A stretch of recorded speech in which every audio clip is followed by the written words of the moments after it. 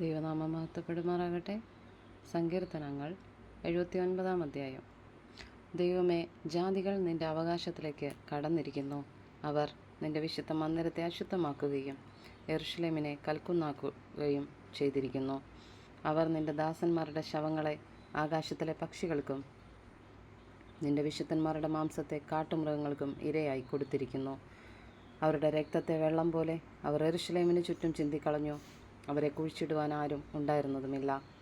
ഞങ്ങൾ ഞങ്ങളുടെ അയൽക്കാർക്ക് അപമാനവും ചുറ്റുമുള്ളവർക്ക് നിന്നയും പരിഹാസവുമായി തീർന്നിരിക്കുന്നു.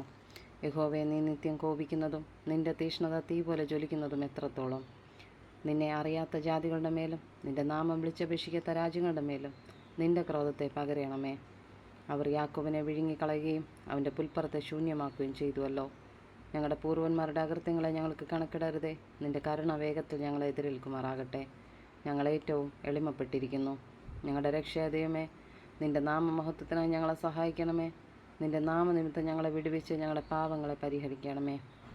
അവരുടെ ദൈവം എവിടെയെന്ന് ജാതികൾ പറയുന്നത് എന്തിന്? നിന്റെ ദാസന്മാരുടെ രക്തം ചിന്നിയതിൻ്റെ പ്രതികാരം ഞങ്ങൾ കാണുക ജാതികളുടെ ഇടയിൽ വെളിപ്പെടുമാറാകട്ടെ. ഭക്തന്മാരുടെ ദീർഘശ്വാസം നിന്റെ മുമ്പാകെ വരുമാറാകട്ടെ. മരണത്തിന് വിധിക്കപ്പെട്ടിരിക്കുന്നവരെ നീ നിന്റെ മഹാശക്തിയാൽ രക്ഷിക്കണമേ.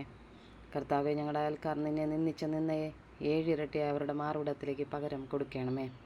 എന്നാൽ നിന്റെ ജനവും നിന്റെ മേച്ചിൽപ്പുറത്തെ ആടുകളുമായി ഞങ്ങൾ എന്നേക്കും നിനക്ക് സ്തോത്രം ചെയ്യും.